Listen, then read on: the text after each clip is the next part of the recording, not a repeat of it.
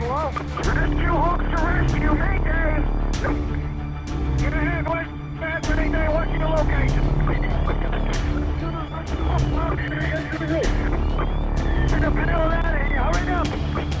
We need radio silence, I need water in that 2.5 inch line. 48 inch water in a 2.5 inch line. To the rope, to the rope, 35 in the rear, 35 in the rear. Welcome to the Emergency Traffic Podcast. Hello and welcome back to the Emergency Traffic Podcast, where we review and discuss firefighter line of duty death reports to learn from and share the lessons identified from the sacrifices of our brothers before us. This is episode 81 of season 4 of our podcast. This episode will take us to Georgia. Our podcast has never been to Georgia before. But tragically, in September of 2024, a battalion chief was killed while operating at a tractor-trailer fire on a local highway from a relatively unknown hazard that we could all face in our firefighting careers. Please join Denis and I as we review the NIOSH report and discuss this incident. I'll bring Denis in now. Hey, Denis, how's it going? Hey, Paul. Very good, sir. Thank you. It's the Muppets Grumpy Show. Yeah, the Muppets Show. Yeah, exactly. Yeah, Statler and Waldorf. Yeah, two old guys in the gallery. Hey. Yeah. Everybody else is working full time or too busy to participate, so it's just us. Yeah. And they're laughing at us. You guys, a bunch of losers. Oh well. Yeah. Here we okay, are. Keep going. Yeah. So, let's see. This week, we're actually going to go to Georgia. It's actually the first time in 80 episodes about line of duty death incidents that we've been to the Peach State. So this will be interesting. But before we jump into this week's episode, a few current events that I wrote down here earlier. The one is actually today, although this episode will be broadcast in a couple of weeks. But today, the U.S. Senate Homeland Security Subcommittee hearings from manufacturers and users will be testifying the challenges fire departments are facing relating to aging fleets, procurement delays, and funding.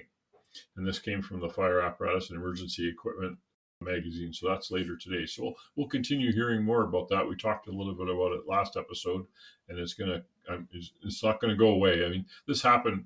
It started in 2008. When the economy went bad and used to be almost 100 manufacturers in North America, and it went down to 60. And then those 60s consolidated and they kept going. And then the pandemic hit, made it worse again. And therefore, the fire apparatus manufacturing industry is in a state of flux, and therefore it's being reflected on deliveries and pricing. Yeah. As a fire chief ordering apparatus and so forth, there was some, there was times over the years where, it was harder to get trucks, right? The timelines would extend out and so forth. But it was always possible to plan your procurements. But the issue was always cost, really, because, the longer you had to wait for stuff, if it cost a lot more, then you'd only allocated, council had only allocated so much money. And then you time out and suddenly it costs so much more. And now that was the bigger problem, I think, than how long it took to get the apparatus, was the fact that you were kept chasing the costs, and the costs kept escalating, and it made it harder and harder to afford the apparatus. And I think that was the bigger issue than delivery times, although delivery times makes it awkward also, of course, because you've got existing vehicles, that you may be having trouble with, etc. Yeah, the spiraling costs. We had lots of trouble for a few years with material shortages. Whether it was transmissions was a big problem with getting Allison transmissions in adequate supply in the early 2000s to get the chassis to supply the fire departments. And it was all kinds of things happening over time. The one that's coming now that I had a note in here. I wasn't sure if I was going to talk about it or not, but the new emissions are coming. So 2027, new emissions for all on-highway vehicles, which at the current point includes fire trucks. And so they have to redesign the whole engine emission system. The end of purchasing 2020 or pre-27 emissions engines is going to be coming here in the next 6 months or so. And then after that, they have to change over to the 27 emissions. And it's going to be a whole bunch more complexity in the exhaust system and filters. And if I remember the one video I watched, they're going to have a separate alternator just to heat the emission system so it can burn off more bad stuff and stuff like that. So there's going to be a separate 24-volt alternator just for that. So lots of complexity coming. So that's going to affect fire apparatus delivery delays as well coming into next year. It also affects the trucks down the road because the last round of emissions, which was a similar issue, there was delays in engines. It's actually affected the serviceability and longevity of the engines because they've done a lot of EGR and raised the temperatures, and there's a lot of crap going back into the engine. It's causing real maintenance headaches, and you're not getting you have trouble getting long mileage engines now because of carbon buildup, and particularly in the fire department where the engine most of the time that never gets a chance to run hot and run long because 3-4 minute response time and you're down the road and you're parked and you're idling. Worst thing you can do to a diesel, sit and idle, and then you're home again and you're sitting in the fire hall. So just really severe duty. That's what they call that. So I think you're going to see the impact on the maintenance side as well, besides the fact of having to maintain all the new systems. And we're seeing that now. Basic engine itself. Yeah. Oh, we're seeing that now. I mean, remember all the big furor about the fires in LA and the whole bunch of trucks were down, and we're seeing it. Everybody, we talk to anybody on a podcast or our firefighter friends, and they're always, the service centers are struggling to keep the trucks on the road because there's so many complex systems in them. But we're getting down a rabbit hole now. Yeah, we sure are. But it's a rabbit hole both you and I like. That's right. Yeah. Okay. You just edit all this part out. You can just cut all this out. Other current event: husband and wife firefighters, which is common in the fire service. We talked about it last episode. A lot of families in fire service, whether it's volunteer or full time, it's the same career. Anyway, husband and wife firefighters in Texas. Quinlan, Texas, north of Houston, I believe it is, were injured in an apparatus rollover. They lost control of the apparatus going around the curve and rolled multiple times. It was a commercial chassis, 4-door, pumper engine.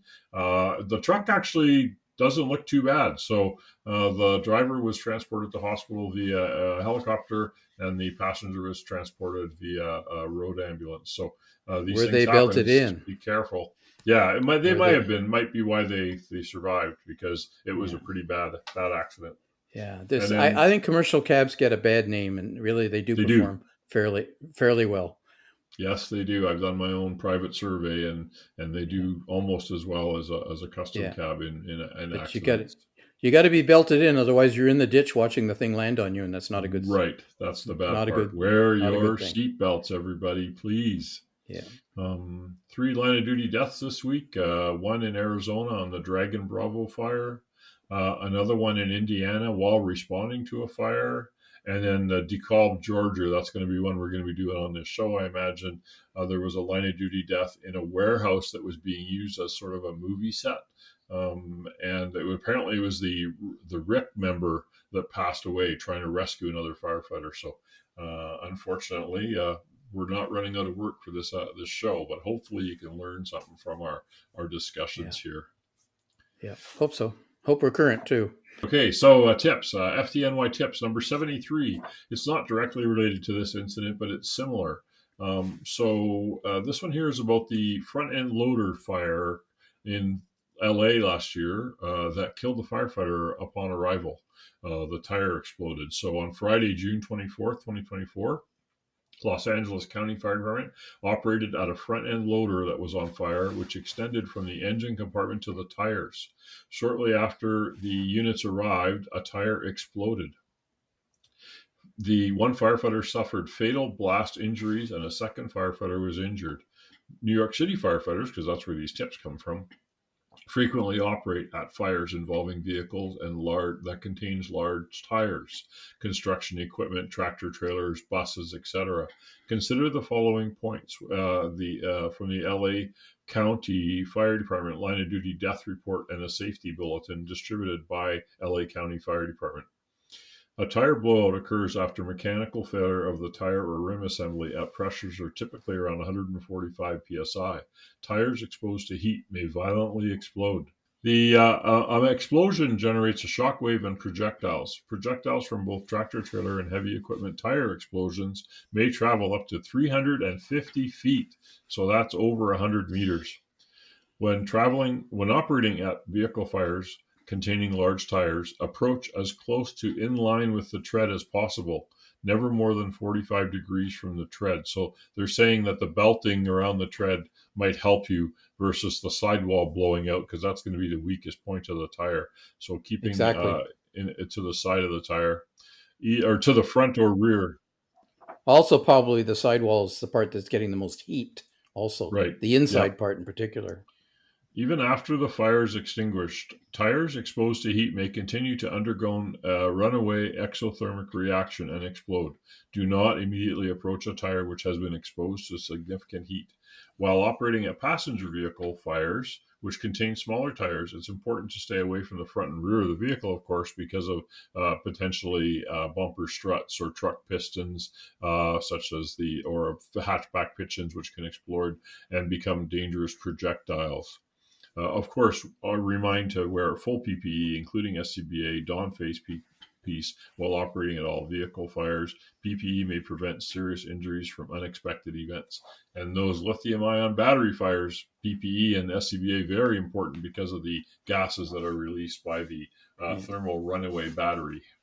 Yeah. But traditionally we always go to vehicle fires and we get in close and we put the fire out and we're all very happy. We're wasting our time, man. Why? Let it burn. It's done. Unless there's It's somebody to just rescue out of there, let it that's burn. right.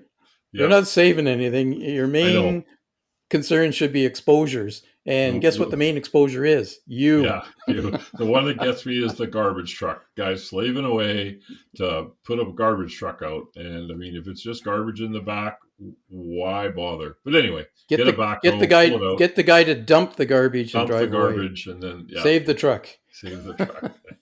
Okay, and Anyway, the firefighters. dum de dum. Yeah. So here we are on September 4th of 2024. This is a unique incident in a way, although this incident actually happened a few years before in British Columbia, Canada. We had a very similar incident. We'll talk about that later.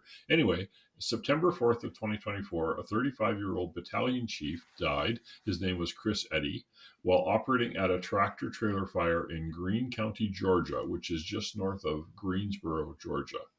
This is a review of the NIOSH report, and then we're going to add our own commentary, of course, to the report as we get into the details here. The fire department, Battalion 1, this Chris Eddy, he was the battalion chief, was a member of a combination fire department that had 5 stations with 31 full-time and 20 part-time and 3 volunteer personnel that serve a population of approximately 25,000 within about a 406 square mile area. The fire department is managed by a career fire chief employed by the county.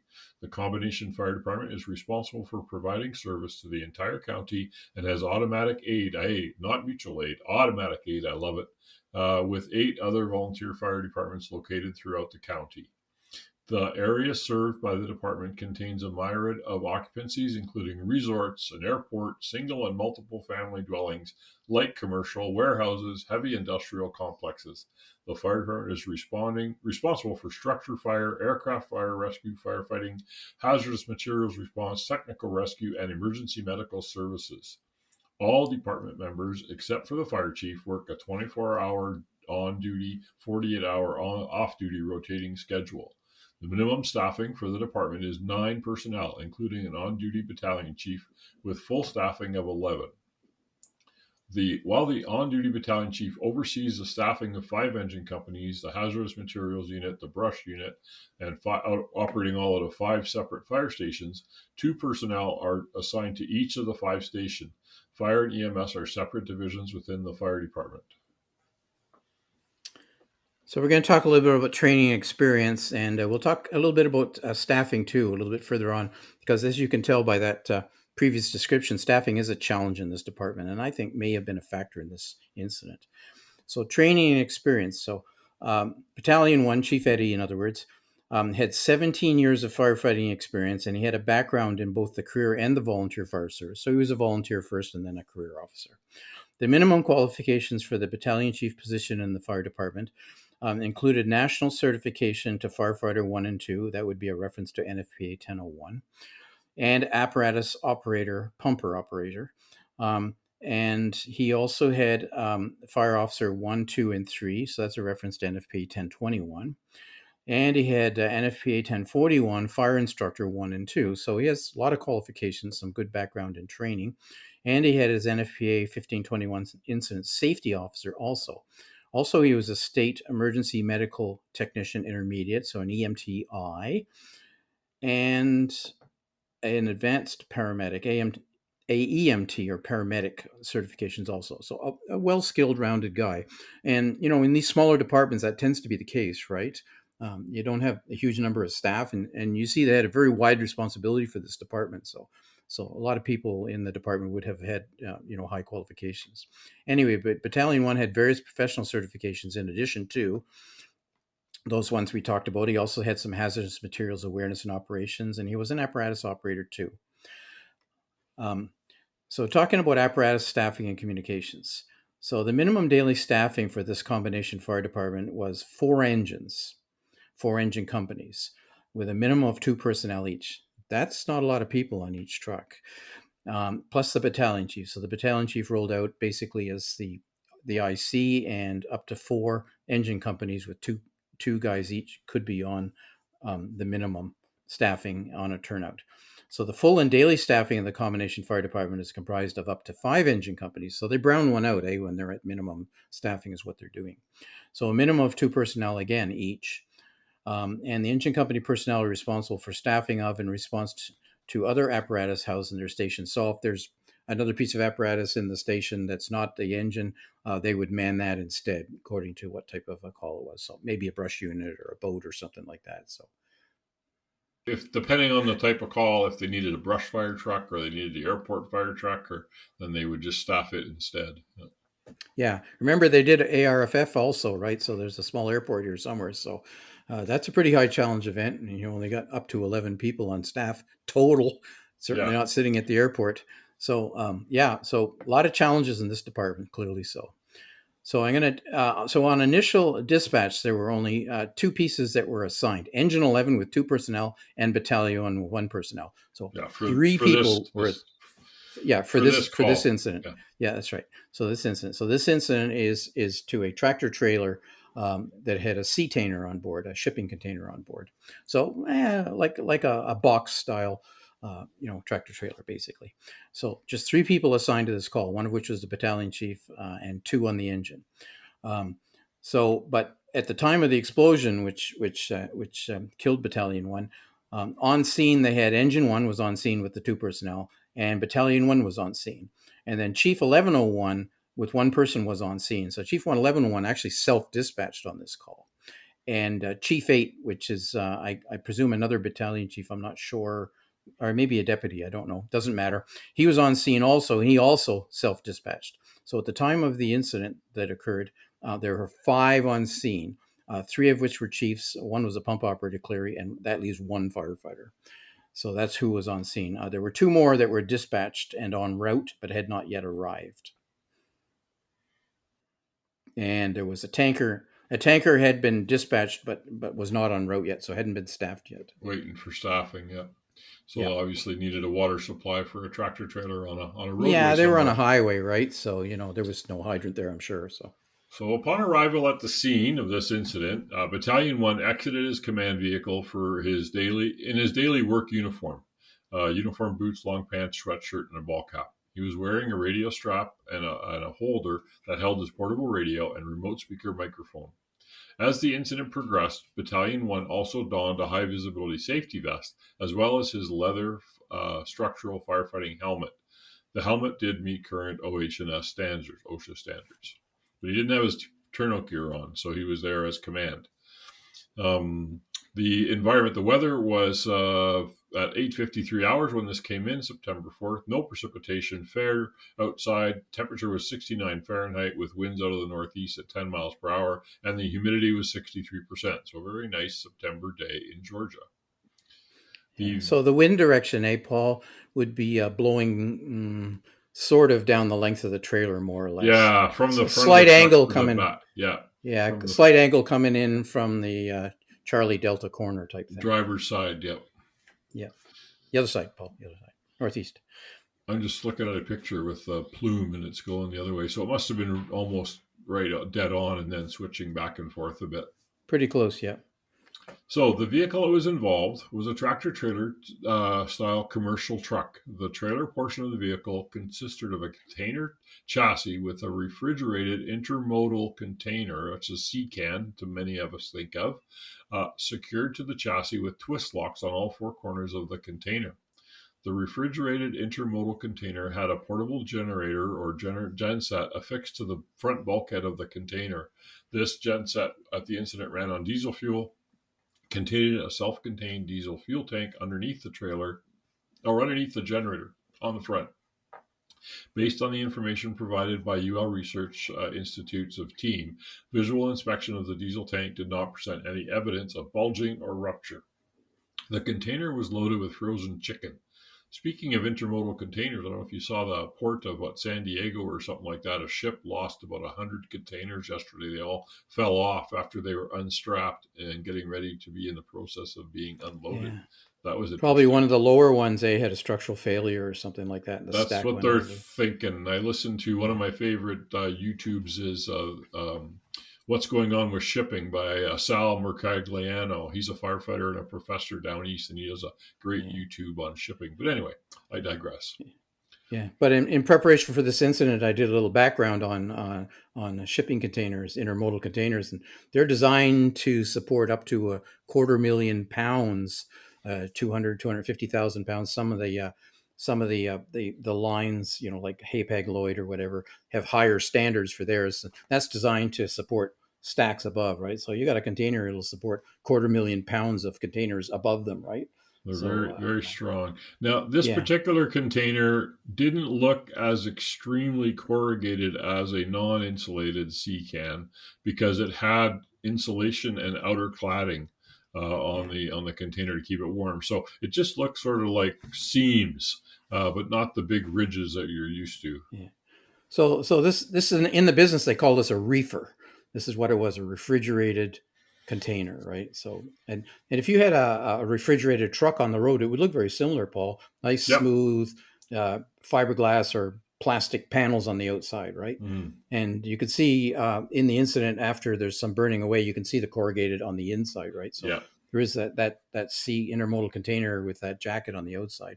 And actually, I think that jacket was a big part of this incident, right? We talked about this offline before. But anyway, during the investigation, of course, after the incident, so at approximately 0921 hours, the local PSAP, which is the 911 center, received a call for a vehicle fire. And this generated a call on the CAD system, and the call taker gathered information.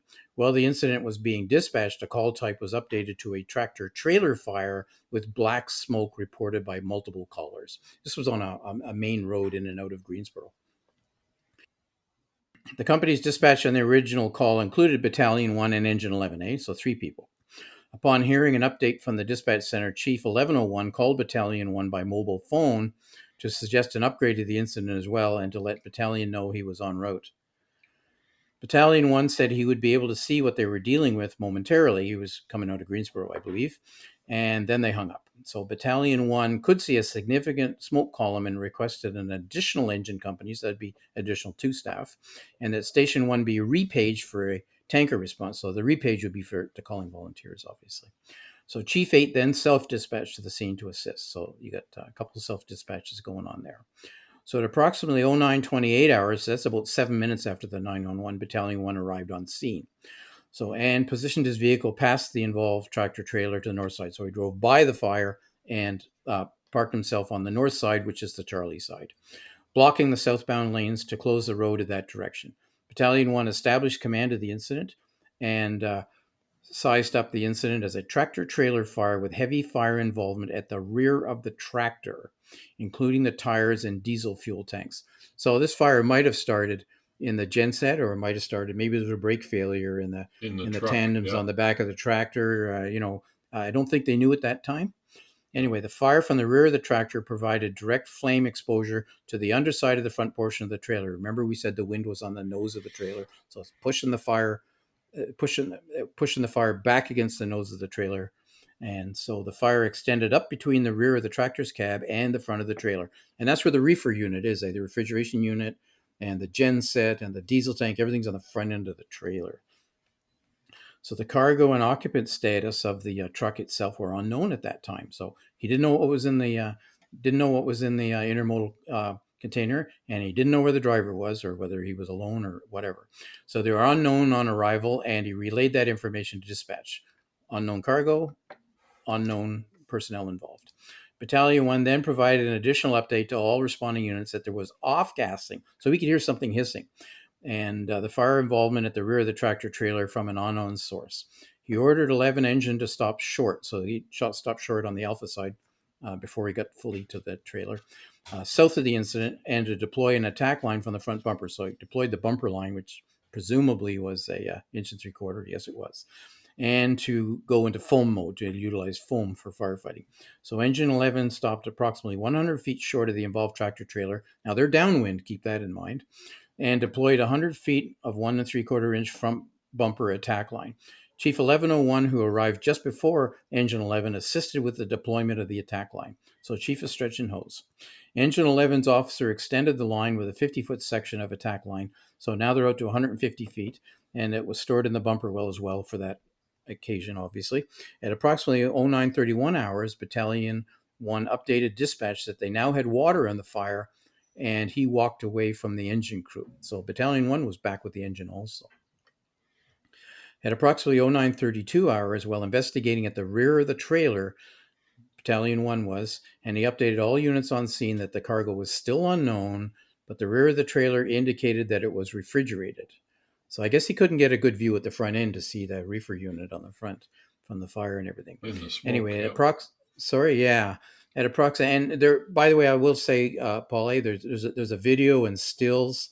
So somebody was filming this incident, which is a good thing, I think, from our perspective afterwards, because you can see some of what they must have seen on their size up. Anyway, at approximately 0933 hours, which is 12 minutes after the 911, and he arrived at 7 minutes, as Battalion 1 attempted to open the rear trailer doors, he was opening the trailer doors, the trailer exploded. And Chief 101 then called out to Battalion 1 on the radio, stating that he was okay, but Battalion and the bumper crew was okay, but Battalion 1 never acknowledged the message. At approximately 0934 hours, a minute later, Chief 111 updated dispatch that the trailer had exploded and was now fully involved in fire, and he was going to check on Battalion 1, who hadn't answered his calls. So at approximately 0935 hours, Chief 111 then updated dispatch that Battalion 1 was down. They had a man down and requested a medevac helicopter. At approximately 0937 hours, Chief 111 then assumed command of the incident and confirmed that Battalion 1 was deceased on scene. So I guess obviously deceased, Paul? Yeah, it must have been. So he was at the rear opening the doors. Presumably he got hit by the door. So Chief 1101 then updated crews that were still working on the fire attack, and the contents of the trailer were still unknown at this point in time. At approximately 0938 hours, Chief 111 confirmed that the driver of the cargo, who was now on scene, that the cargo was frozen chicken. This is what they had, frozen chicken. So at approximately 0958 hours, Chief 1101 transferred command to Engine 13. So this is half an hour later. And the crews were still fighting the fire. They had a good par, and they had 6 personnel working at that time. At approximately 10:28 hours, command reported the fire was now knocked down and crews were extinguishing hotspots. At approximately 15:28 hours, so some 5-6 hours later, command was terminated. The scene was turned over to the sheriff's office, and the roadway remained closed. There would be an investigation. There's a death. There's a major road incident. So all of those things. I mean, but all this happened so quick within the space of 10 minutes. The explosion actually was in the space of less than 5 minutes, right? Yeah, the call was at 9:21. They got there at 9:28. Yeah. And 9:33, the explosion. Yeah. Yeah. So 5 minutes So quick, is terrible quick. for Yeah, frozen quick. chicken. Yeah. So he Yeah. had time to walk down the length of the truck, help, with some hose, walk back to the back of the truck, try to open the truck, and that was it. That's all he had time Boom. for. Yeah. And that's what everybody would do, right? Is let's go see what's in this trailer. If there's no placards on it, it shouldn't be too bad because there's no placards. Yeah, it seems innocuous, but clearly it was It not. did. Yeah. And the reason that it seemed innocuous and we're not used to it is because it was an intermodal container, a sea can. And the design of these containers that can withstand however many thousands of pounds Denis just talked about is because they are reinforced steel construction and They're strong. they're very strong. And Yeah. that strength has a drawback, and that is that they're not very well vented. They have small little vents, maybe 4 small little 2-inch vents, and so that they can build pressure, which we'll get into in a bit. Yeah. So if this was just a box freight trailer or even a refrigerated trailer on the road, those things are made of very thin skin. If you ever watch these rescue shows on TV where they're where Yeah, they're highway road to rescue. hell or whatever. Yep, Yeah, yep, and there's one in the U.S. too that's out in the Colorado area. That's a spinoff yep. from that. Yeah, these trucks are paper thin. Like a good box cutter, you could cut the side of these things. So an intermodal, it ain't like that. They No, build they're houses out of them now. So That's right. That's exactly right. Yeah, and it's dangerous, and that's what happened in BC, which we're going to talk about a little bit later as well. So here's the recommendations on this call, and we really want everybody to pay attention to this thing. Is if you see an intermodal container and it's involved in fire or adjacent to a significant heat source, you need to be careful. You need to watch out. So, fire department organizations should develop and maintain SOPs, SOGs with industry best practices. The discussion here is that SOPs or SOGs establish the basic framework for conducting emergency operations safely and effectively. Some procedures are specifically directed towards safety, others support safe operations by establishing a system of predictable and consistent operations. Coordination, consistency, standard approaches are all important and valuable components of safe emergency operations. And that's the whole thing. That's that whole blue card deal that I get on about, is it's all consistently organized, the standardized responses to standardized factors. In this incident, the IC was the first to arrive on scene. He provided a scene size up report and established command, which is all great. He positioned his apparatus to provide a safe work area for crews that were coming in, and he to establish traffic incident management area, which is called the TIMA. And there's great training online now. What's it called? About traffic incident management. Oh shoot, now I lose it. When I go to talk about it, but you can take free online training all about traffic incident management at emergency scenes. some areas, some jurisdictions actually have legislation around that. I know, for Yeah, instance, in Nova Scotia, there's a standard out there that your fire department you've got to follow. Ontario introduced something very similar too about traffic management around incidents, and there's at certain times into the incident you should have established this by then. And so signs and warning warning and all that vehicles. kinds of, like, Yeah, it's not immediate because yeah. you've got other priorities, but it's very very close on that and how your But vehicle should be positioned. And you fail to do that, you're actually in violation of the law, and something goes wrong, you could get nailed, right? yeah, like Calgary had an incident like that years ago that didn't go to court, but they did settle and they changed all their equipment after that. The incident commander here made the effort to perform his 360 size up as dictated by the department's SOGs, but due to smoke drift, only about 270 degrees of the incident was viewed immediately upon him on his arrival. Once Battalion 1 exited the vehicle, he completed his 360, provided the incoming units with updates, including something off-gassing at the rear of the tractor, the level of fire involvement, and their initial set of orders upon arrival. Following the initiation of fire attack by the first arriving engine and additional personnel who arrived in non-suppression apparatus, this is the chiefs that showed up, the incident commander continued to operate within the hot zone of the incident in investigation mode. What do I got here, right? The purpose of the IC operating within the hot zone performing investigation was to determine the cargo being transported by the motor carrier. Now, he was in the hot zone, so maybe, in my opinion, he should have had the correct PPE to be on when he's in the hot zone. But of course, things go fast, and you're used to being a chief, and we're immune from all this stuff. Too bad Doug's not here to rib me about not wearing my turnout gear or my SCBA. But the boundary between the hot and the warm zone's not all that clear in an incident like this, right? No, it's fast. We're talking 2 minutes here. Yeah. The department in this incident provided copies of their SOGs for NIOSH to review, and the SOGs contain the requirements for personnel operating in vehicle fires, specifically commercial vehicle fires. The SOG covering incidents where fire is showing requires personnel to be in full PPE, including SCBA. If the vehicle involved is a tractor trailer, the SOG states that command should be in the investigation mode to determine if any hazardous materials are involved. If there are hazardous materials, the type and amount of material should be determined, and command should refer to the appropriate hazardous material standard operating guideline. If no hazardous materials, if the vehicle is involved as a bus, then search for any victims should be made. So he didn't follow the SOG. He arrived in his chief buggy, and it just takes time to stop and put your gear on, because you don't arrive that way because you're in your chief's buggy doing your normal chief stuff. But that led to him not having adequate PPE on that may have contributed to his fatality. Yeah, hard to know, eh? Yeah. So this next recommendation, it says IC should establish an incident management system on all incidents, IMS.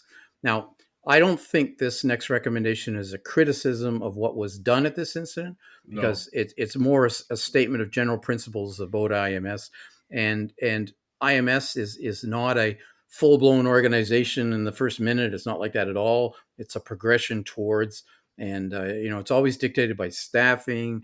And like they tell you, for instance, if you don't have the staff for all these different positions, the incident commander is all those positions. So I mean, you're Johnny, you're on the spot, that's your job. So anyway, so don't get excited about this part, about this very lightly staffed fire department. They do what they can, and their SOGs and SOPs address all of that. So anyways, ICs are responsible for everything that occurs on the fire ground.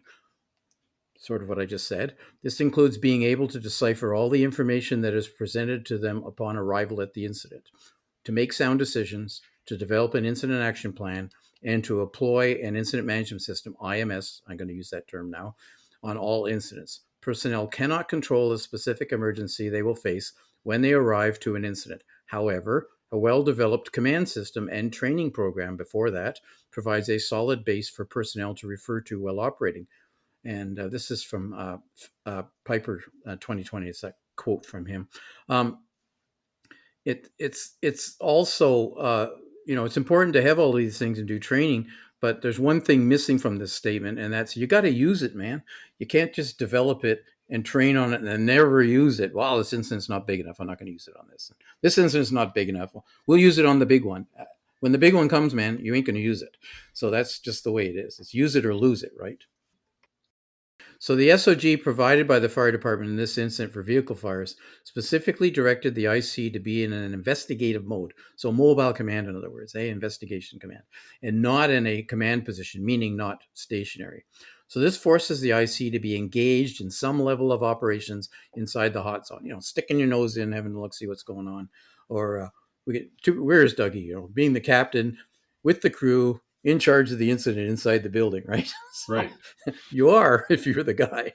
So this guy was a battalion chief, but he was acting as a captain. Yeah. He was in charge of the crew. He was Johnny.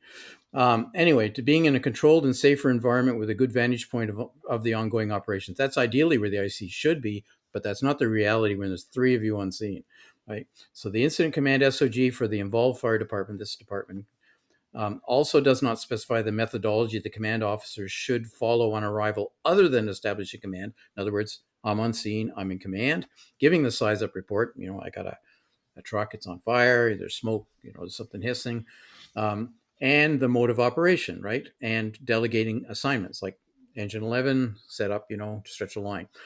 So, and they also need to be specifying the need for a relatively stationary command setup eventually, and the necessity for employing an accountability system and an incident action plan for the incident it's also important as the incident develops, right? So the problem is he arrived here as a captain, basically investigative mode.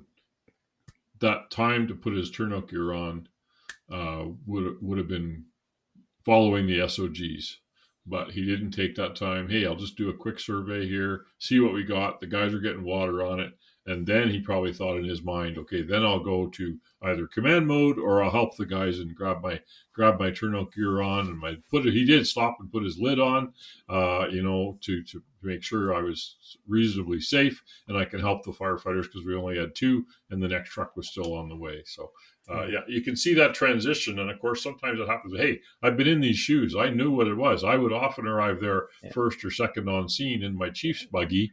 And like, do I put turnout gear on or do I run around and give people orders and get a size up, or what do I do? Right. So this is the problem. I don't want to accuse him of complacency, but I'm pretty sure that's his normal mode. You arrive, you do your size up, you provide your initial instructions, and you're not bunkered up at that point. Yep. And then later on, as the incident develops, you get bunkered up. I'm pretty sure this is the way he generally operated, and a lot of us have done so also. Absolutely, all the time. And in this case, it might not have been a good decision. Recommendation number 3 says incident commanders should integrate risk assessment and as a risk management practice into their fireground strategy and tactics. The discussion: is this incident? The IC followed department SOGs that were specifically developed for tractor trailer fires. He established command, provided size up, gave the initial company orders, and requested additional resources. Then, based on the direction of the SOGs, the IC entered the hot zone multiple times to investigate what the tractor trailer was hauling. He stated over the radio that it was contained unknown contents on more than one occasion. He stated the trailer was refrigerated. There are times in which tactical command style can be beneficial. Chief Kurt Isaacson explains that the command style known as tactical command is out of a command vehicle, equipped with all personal protective equipment, and involved in a more up-close and personal size-up, with assists not only in managing the incident, but also in getting personally involved in the mitigation of the incident. He also expresses this perspective of the importance of choosing the command style or mode to fit the incident, and that there's not always one-size-fits-all approach. The command location and style must fit the incident to provide for the best outcome, life safety of both civilians and firefighters, while still placing property as a second priority. In this incident, the contents of the trailer were unknown other than it was refrigerated. The bulk of the fire was located between the rear of the tractor and the trailer front bulkhead. The bystanders told the incident commander the driver was out of the vehicle and had fled the scene. The department SOGs for tactical priorities listed the hierarchy of the incident as follows: life safety, incident stabilization, and property conservation. Pretty standard ICS hierarchies. Knowing the driver of the tractor trailer departed, the vehicle partially eliminates the life safety concern, but without knowing if it was a driver team or a single driver, the priority cannot be totally ignored without contacting the driver who fled the scene. Battalion 1 gave orders to the first arriving engine to stop short of the incident, stretch an attack line for fire attack. This began the process of addressing the priority of the incident stabilization. Risk assessment as part of the overall risk management process is ongoing throughout the entirety of an incident, starting at the arrival of the first emergency responder until the incident is deemed over, command is terminated. All actions and tactics should have any new or changed information applied to them to ensure personnel safety and operational effectiveness. And he did lots of that, right? For the way they parked the trucks, all that kind of stuff, getting water on the fire right away, where's the driver, establishing command, giving updates. He did all that right. Yeah. I don't know if he actually opened the cab and stuck his head inside to see if there was a co-driver or something. That certainly wasn't reported. So he may not have thought of that and may not have done that, right? So the fact that there were other people on scene who were, civilians observers or something or other, there was 7-minute response time on this, right? So, right. There would have been other traffic coming by. And so all those other folks there were certainly a life safety concern. And so he went beyond the incident and blocked the traffic coming into the scene from the north. And they used the pumper to block traffic coming into the scene from the south. So that was probably the extent of their concerns over life safety. So, except for themselves, of course. Right. Recommendation number 4, fire service organizations should follow the appropriate standards for organization and deployment of fire suppression operations, emergency medical operations, and special operations. Now, this recommendation is more to the structure of the fire department and how it's designed, how it's funded, how it's staffed, and so these things are not changeable from incident to incident. These are decisions that are made by management in consultation with, in this case, county authority and councils and so forth. So I don't know, Paul, do we want to do the whole thing, or Well, the big thing here is that this it's department 1710 was versus 1720 is essentially what right, this is right, about. which I want to point out because a lot of people still aren't familiar with 1710, 1720. So, you know, Yeah. in this incident, the combination of fire department, it became a combination fire department in 2019.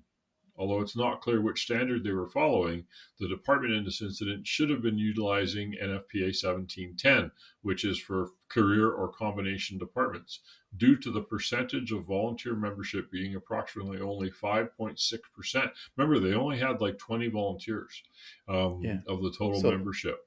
yeah. So predominantly a career department with a volunteer component for Right, major incidents, right? Where you needed that exactly. extra boost in staffing. Yep. Similar to a department that I've run was similar to that.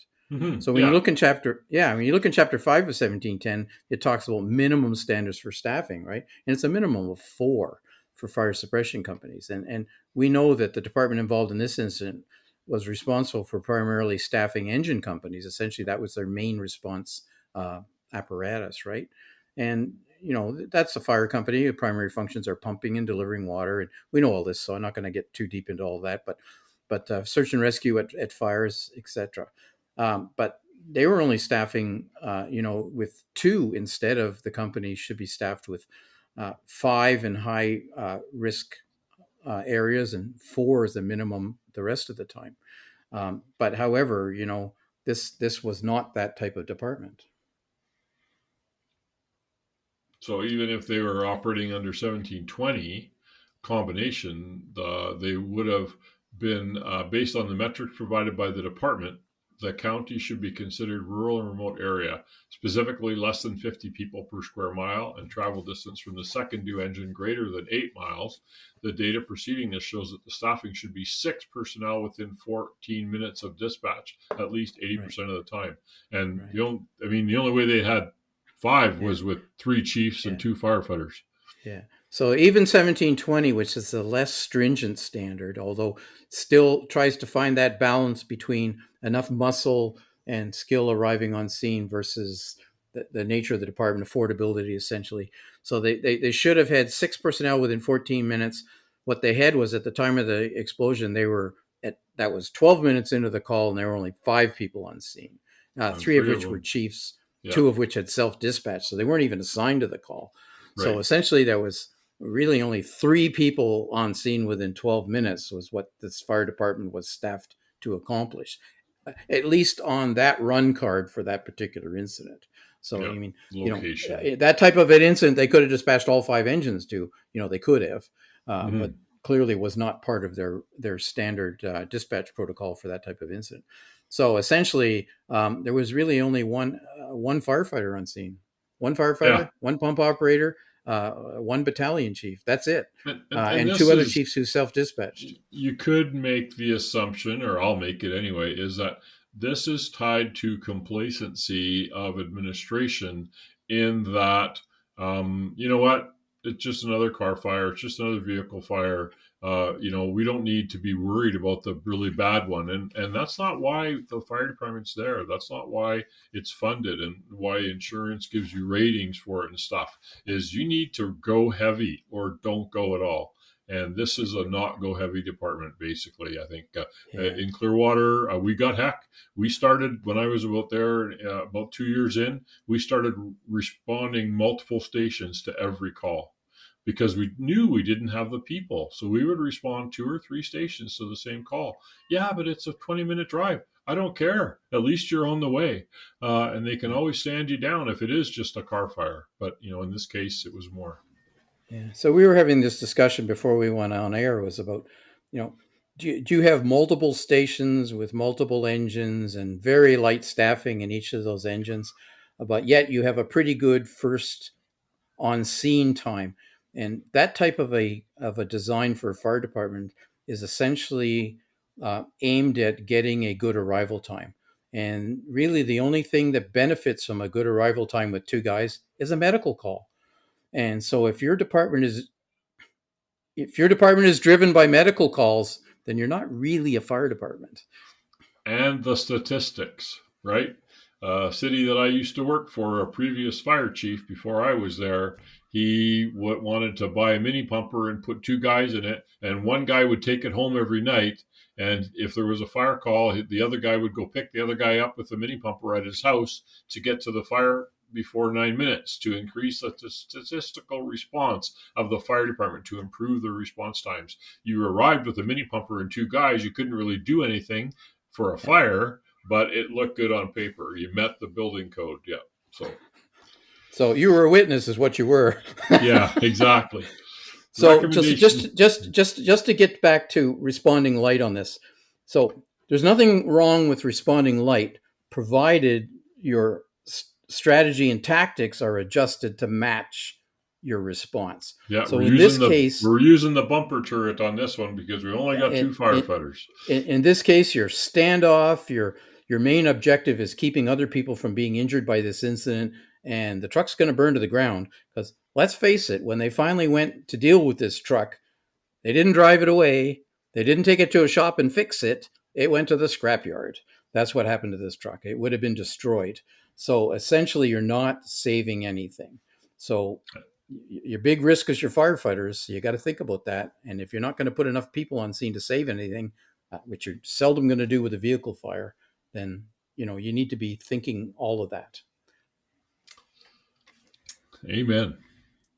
Recommendation 5. I'll get off my soapbox now. No, it's good. That's why we're here. ICs should establish control zones on incidents where ideal H environments exist. So what's ideal H, Paul? Oh, immediately dangerous to life and health. Discussion okay. NFPA 1550 states the incident commander should have the responsibilities and duties of all unassigned incident command positions, like you talked about already. In organizations where personnel are not plentiful and arriving early at incidents, this creates a situation in which task oversaturation for the IC can happen quickly. In this incident, the IC applied various techniques that fell under responsibilities of an incident safety officer. He ordered Engine 11 to stop short of the affected vehicles, placing it outside the hazard zone. He applied the process outlined in the department SOGs and attempted to locate the driver and determine the cargo, which was considered hazardous material, if the cargo was considered hazardous material. The incident command also, there's no placard, so right away I'm going, it's not a hazmat truck. But placards can burn off too, right? Yeah, but the back of the trailer wasn't on fire yet. And the whole side should have been placarded, right? So right. But we also know that. But we also know that general cargo, like stuff that's going to the home hardware store, you can have all kinds of stuff on there that you really don't want to be close to, and there's no placard. Okay. The incident commander also communicated to all other hazards noticed during his investigation of the incident, including that there was something off-gassing at the rear of the tractor and the trailer was refrigerated. So, he did his stuff. It's just that, he had too much stuff. Not enough people. Again, we're like a broken record here. Got too close. So, recommendation number 6, fire service training should provide insight and education around commonly unrecognized pressure vessels in the form of intermodal freight trailers and mixed cargo trailers, freight containers. And we're going to get into this a little bit because I have a problem with the discussion around this particular recommendation. And we're going to discuss where I think they missed the mark on this, but we'll get into that and hopefully clarify. But the main thing here is that the fire service training should provide insight and education around these intermodal containers, and we're trying to get that across today. They ain't your regular truck on the road. There's something different, and there's a reason why. Do you want me to talk about the other one first, or? Yeah, okay, we could save this, and you want to talk about the last? A similar incident happened It was Oh, yes, sorry. a intermodal container in Enderby, BC in December of 2013. So we're talking 20 years ago, 10 years ago, 10, Yeah, 11 10 years years ago. ago, Yeah. where an intermodal shipping container, a CCAN, we haven't done this episode yet. We need to do it maybe this December, was used for storage at an industrial site. It was a lumber mill, and they had CCANs beside the building to store equipment in and various products. This intermodal container heated up during the adjacent fire. In fact, during the firefight of the lumber mill, firefighters were standing on top of the CCAN or intermodal container to reach the side of the building and to fight the fire, because they envision the intermodal container as basically impervious to fire because it's steel and it's heavy, and so It's it's fine concrete, to use. It's a big block, and we can use it Yeah. as an Yeah. advantage point to work the fire. Yeah. If What I could recall happen? correctly, I didn't reread it at the moment yesterday when we made this script, but after the fire, like almost an hour after the fire, the doors of the CCAN, the container, blew off from an overpressure inside the CCAN that killed the fire captain that was in the vicinity. He was walking past it, and the doors blew off in an explosion. And all that was flammable in the CCAN was a few bottles of methyl hydrate, which is gasoline antifreeze, which we have up here in Canada. To, if you get some water in your fuel, you put that in a tank, and maybe another small jug of some sort of flammable like oil. And that's all that was in there. But what happened is these containers heated from the adjacent fire, evaporated into the atmosphere of the CCAN, which only has 4 small vents. And after an hour after the fire, the atmosphere just got perfectly right, and it was hot enough that they exploded and blew the doors off the CCAN. The British Columbia Association of Fire Chiefs actually put out a position paper on it, and they encouraged everybody to beware of intermodal containers or CCANs. Beware especially of storing anything combustible inside them or flammable. And if they are in a non-transportation application use, such as a storage shed, they should have big vents added to them, either 4x4, like a foot by a foot, or the little whirly birds on the top, something to increase the ventilation, because they're essentially A sitting bomb. there. They're a pressure vessel. We just don't see them as pressure vessels. And Yeah. that's why we did this episode.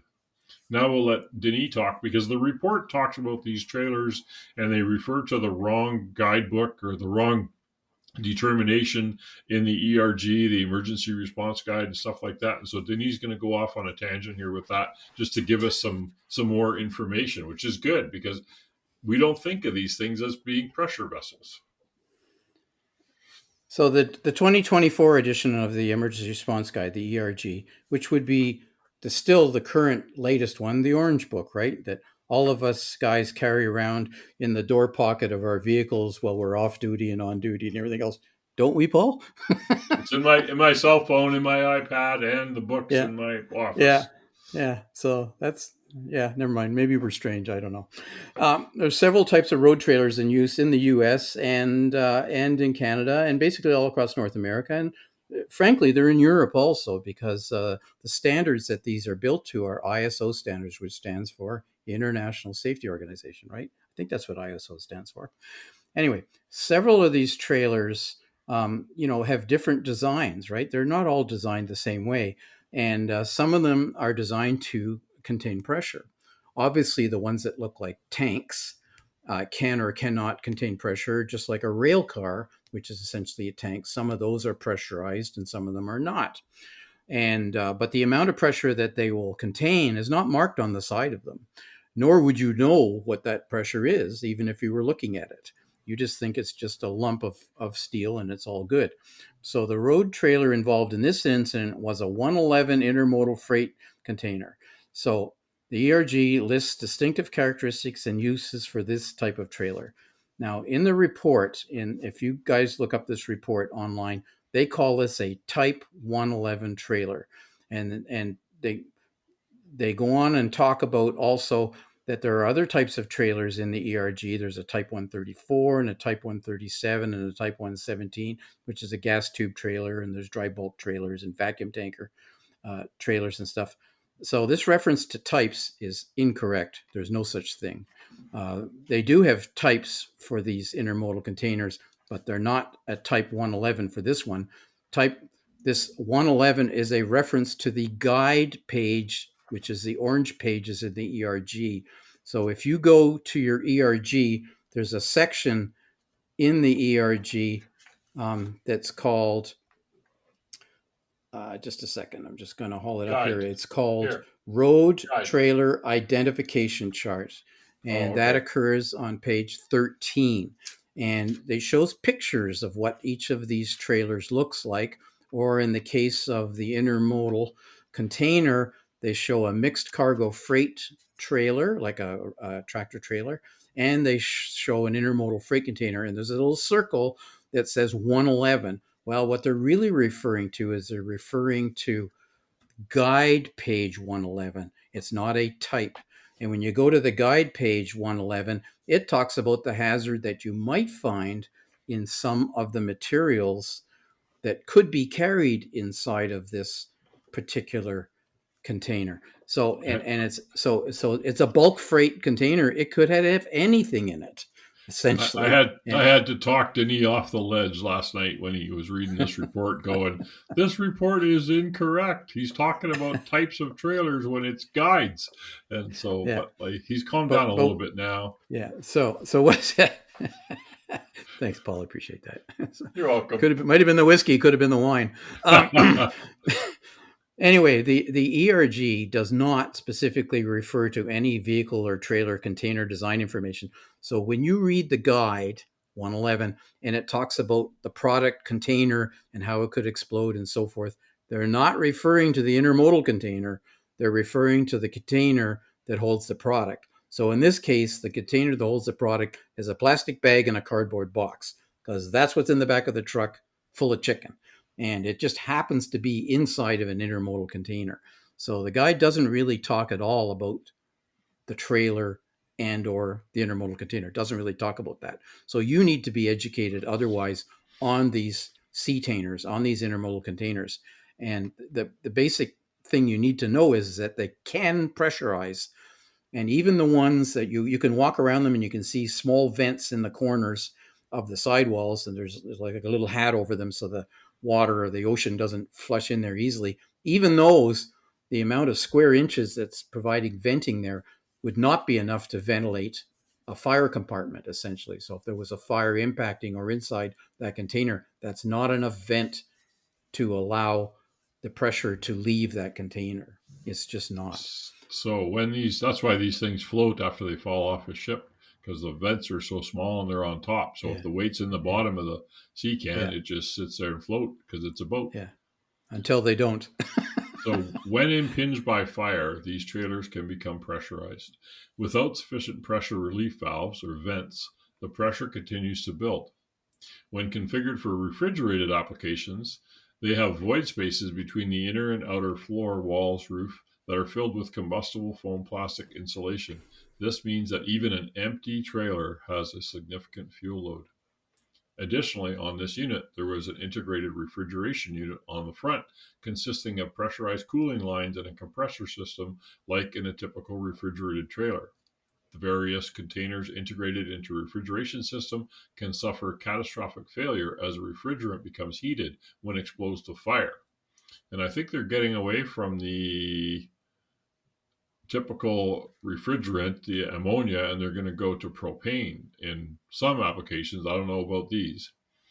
This can eventually lead to a boiling liquid vapor explosion. Well, not really, but it's a pressurized vessel, and it might not be full of expanding vapor, but it might be.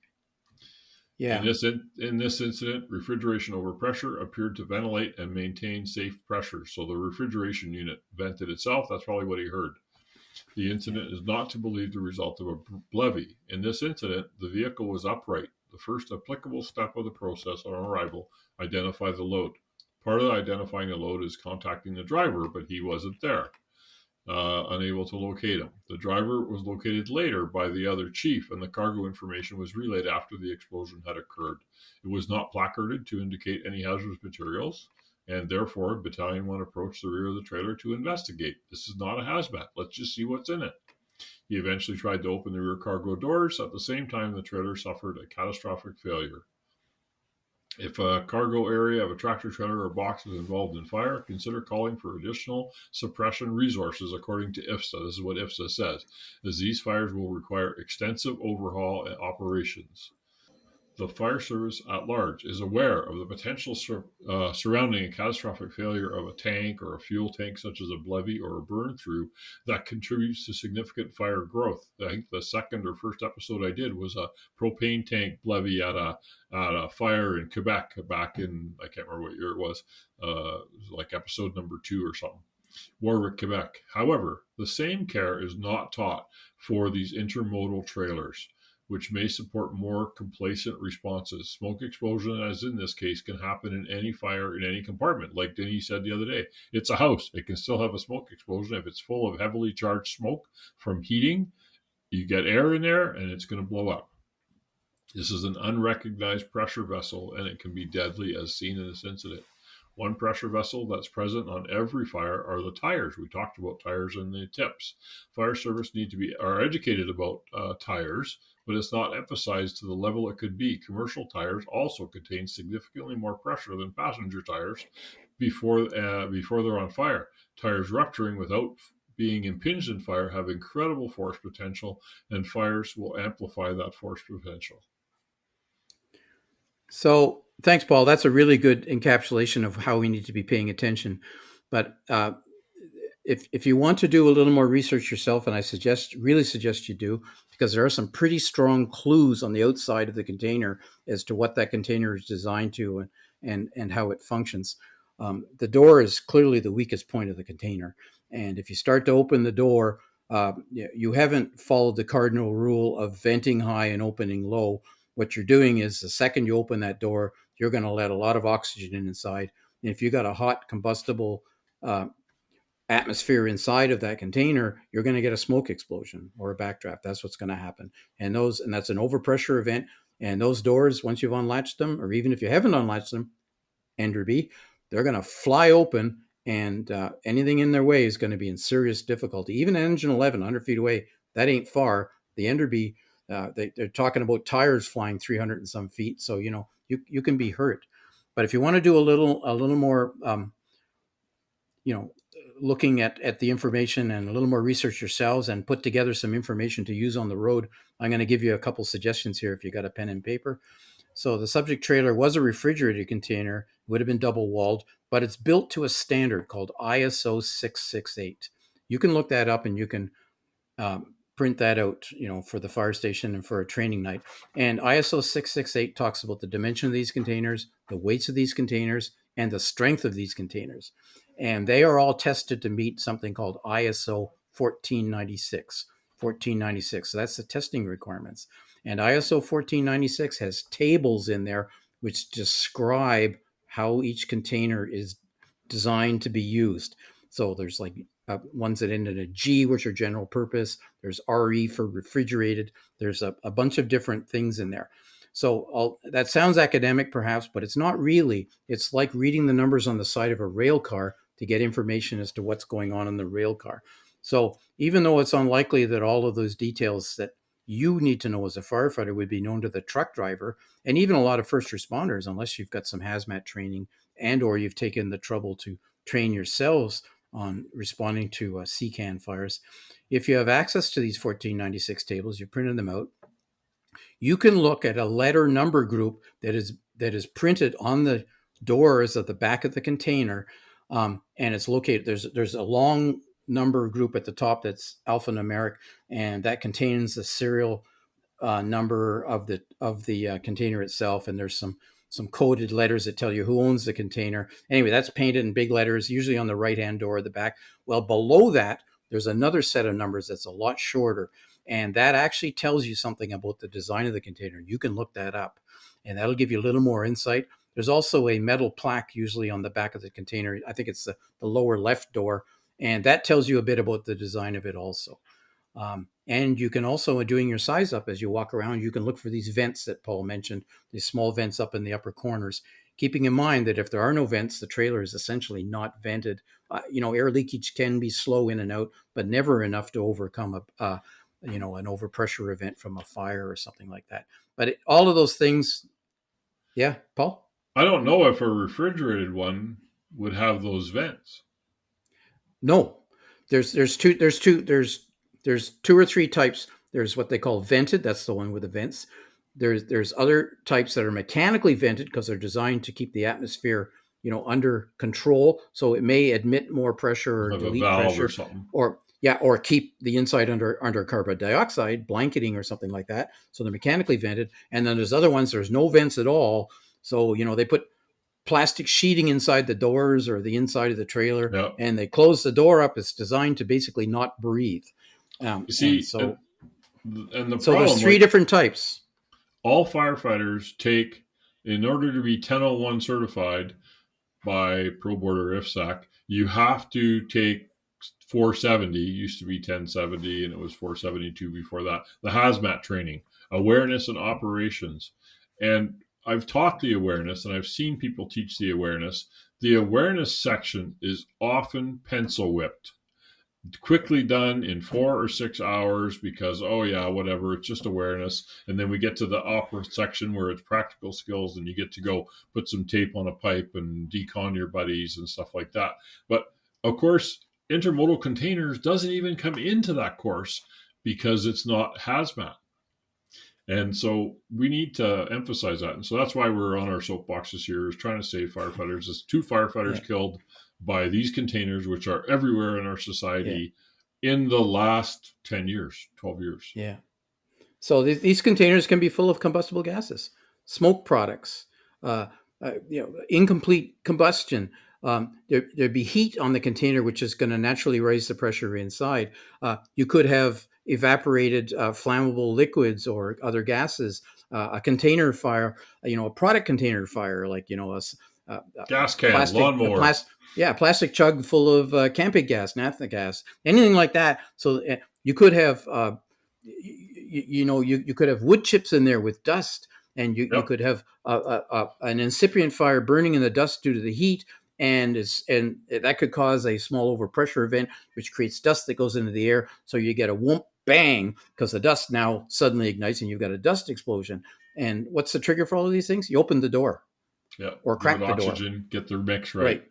So the old thing about the rule of thumb. If the fire is really well involved, hold up your thumb, and if you can see the incident, you're too close. And basically, many container fires, probably that's a wise decision. Okay. Well, I think we've whipped this horse to death in a very bad term. We wouldn't want to do that to a horse. Horses are awesome. But we've discussed this, and hopefully you learned something from it. That's why we do the podcast. If it gives you some insight, that's perfect. In your spare time to learn something. That's what I do when I'm playing computer games. I watch history YouTubes and listen to it in the background. So thank you very much for listening to another episode of Emergency Traffic Podcast, where we try to share and learn from past firefighter tragedies to prevent future ones. Denny? Thank you. We always, you've all heard the live and learn, live and learn. In this case, it's learn and live.